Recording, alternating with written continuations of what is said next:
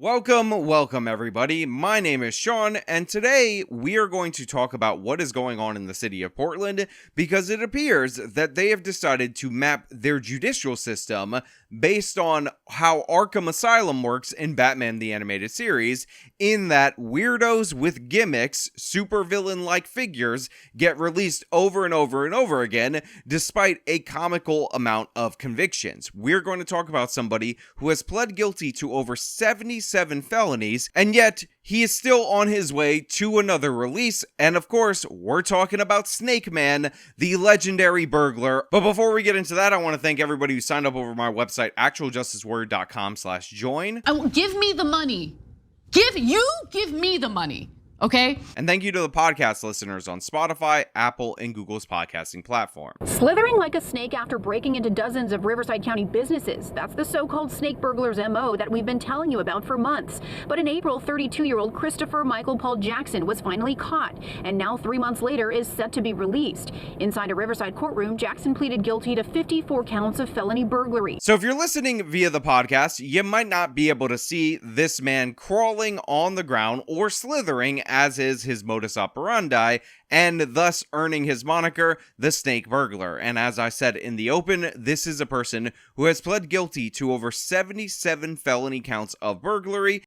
That's right, and the DA says that's because those were non-violent offenses. Now, despite pleading guilty in court to those counts earlier today, we're told that within the past 9 months, he has actually pleaded guilty to a total of 77 felonies. And as the local news reported, is on his way to be released Arkham Asylum style in just 3 months. The argument that they're making for this guy, this serial burglar, this supervillain who has yet to design his snake-like costume, being able to be released, is that his 77 plus felony burglaries, they're non-violent, so there's basically no way humanly possible we could hold this guy in jail. Sure, he's a repeat offender, sure, he's shown a propensity to reoffend, but in reality, in actuality, as Emma Vigeland would say, that just means he's the most desperate. That just means he's the most deserving of soft treatment. Probably because This they're is because they're incredibly repeat impoverished offenders. and they need to find a way to actually sustain their livelihoods in this country. He's the most pathetic, sad sack Aladdin you've ever seen in your life, so much so that he's acting as if he's Jafar's staff, shaping himself like a snake and slithering across this floor.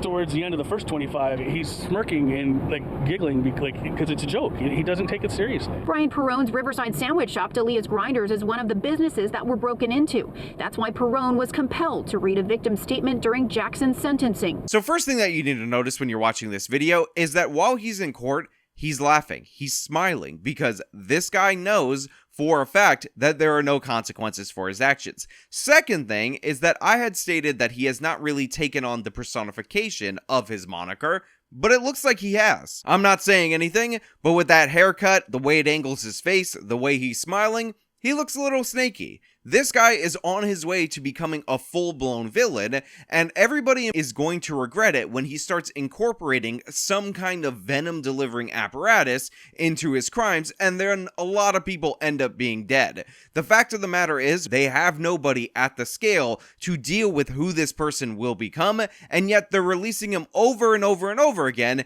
in the hopes that the inevitable is somehow less evitable. What in this sentence being ordered today will stop this criminal and self-declared drug addict from doing this again? Jackson was sentenced to 7 months in jail, but the Riverside County District Attorney's Office says because of what's called a good time credit for being in custody since April, he's already served that time. So as the local news said, he only got sentenced, again, this is somebody with 77 felony burglary convictions to his name, to 7 months in jail. However, that was completely wiped away due to the fact that, like many other states, ends up giving you some form of good time, which often is represented in double day credits for your time in jail awaiting trial. So since he waited about 3 months or so to be tried and convicted and reach this plea deal, his 7-month sentence falls within the doubling of that jail time, so he's free to go. Now, they've attached 12 years of probation in order to monitor this individual, but if this kind of plea bargaining tactic where you let him out of jail over and over and over again didn't work for the first 1, 2, all the way up to 77 burglary convictions, then maybe, just maybe, you could call me a bit cautious that this probation system is going to help. And again, you can see by the look on his face, by his haircut, that he's becoming more and more villainous, so it's only a matter of time before he incorporates some kind of venom into his scheme, or maybe, just maybe, and I might be speculating here because I don't know about whether or not if he was radioactively exposed to some kind of snake, he actually starts eating his victims full anaconda style. We don't know what this man has up for us, but the fact of the matter is, when you have an animal-like nickname and you're a repeat criminal, and Gotham City releases you over and over and over again, things are going to get out of hand really quickly. He was also given 12 years of probation. Tomorrow he'll have to check in with a probation officer, and he'll be fitted with a GPS monitoring bracelet, which he'll have to wear for the next 12 years as part of the negotiated sentence today. He'll also be ordered to go directly to an inpatient drug treatment program. Now, the district attorney gives her pitch for it or whatever. I don't know too much about this individual. By what she said, she sounds ridiculous and absurd, but they actually give additional information on what is behind this that I think is quite telling. Brooke Berry with the DA's office says it was the best possible outcome given the laws in place like Assembly Bill 109, which diverts nonviolent offenders from serving time in state prison to county jails. But because of overcrowding, habitual offenders like Jackson are repeatedly released. So statewide, and of course these are the reforms that are passed in and around the BLM movement, this is possibly passed after the Black Lives Matter riots, actually prohibits so-called non-violent criminals from being held in prison, so they get shifted to the county jail. The county jail does not have enough space in order to house them, so that ultimately ends up leading to a circumstance where the county jail, being full, ends up putting pressure on the prosecutor to offer a sweetheart plea deal. And because the criminals and their attorneys are aware of this law, they're aware of these circumstances, they decide that they're going to get the best possible deal, because in reality, they're negotiating with the prosecutor's office with absolutely no leverage. Now, I've said it before, and I'll say it again, I don't give a damn about this classification non-violent crime. These were all non-violent felonies, so he is ineligible to spend any time in prison. As for Perone, who lost about $2,500 because of the break-in, well, he's hoping that something will change. What we should be focused on is whether or not the crime has a victim or it is a victimless crime, and we should also be focusing on incapacitating repeat offenders. If you make a law that says no matter what, you can keep committing the same crime over and over and over again, 77 felony convictions for it, but you can't be sent to prison, and you incentivize plea bargaining like this, you're going to have an uptick in crime, you're going to have repeat offenders, and considering the state of businesses, considering they're losing residents in the top 10 of this country in terms of their per capita population, this has been an absolutely disastrous policy at the state level. We're just seeing this reflected in the city of Portland, and maybe the district attorney or whoever's in charge of their jail capacity is not willing to do what's necessary, i.e. build out the jail capacity in order to solve this problem. Burglary is a serious crime.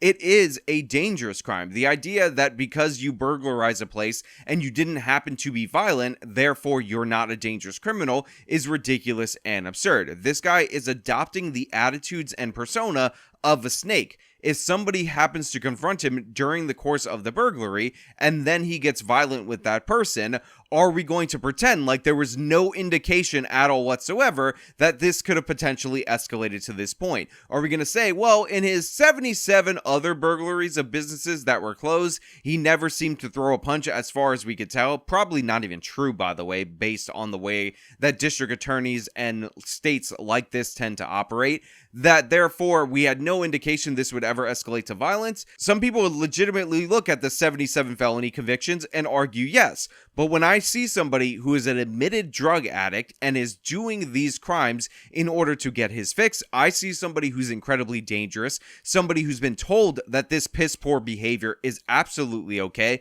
and an ankle monitor ain't gonna solve these problems, especially when you consider the fact that ankle monitors in this country are often not something that the police can even put somebody in jail for violating. So if this guy has to be diverted to county jail and he violates the conditions of his probation, but there's no room in county jail and the state prison won't accept him, then what's the point? Where's the incentive for him to follow the terms of his parole, for him to not go to areas where it's inappropriate for him to go there, if there's no accompanying punishment to the ankle monitor on his leg, to the 12 years parole, to the idea that he has to go and attend rehab. But you know for a fact that once he gets certified clean for at least a day, they'll probably be pushing to expunge all 77 of his burglary convictions, because that's how ridiculous and stupid some cities in the United States actually are.